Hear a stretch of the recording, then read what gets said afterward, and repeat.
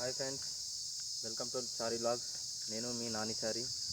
ఈరోజు టాపిక్ ఏంటంటే ఈ ఐటమ్ని నాన్ షాక్ అంటారు ఫ్రెండ్స్. దీన్ని స్పిన్ చేయడం అంటే చాలా ఇష్టం నాకు. ఒకసారి మీకు చూపిస్తా ఎలా స్పిన్ చేయాలో.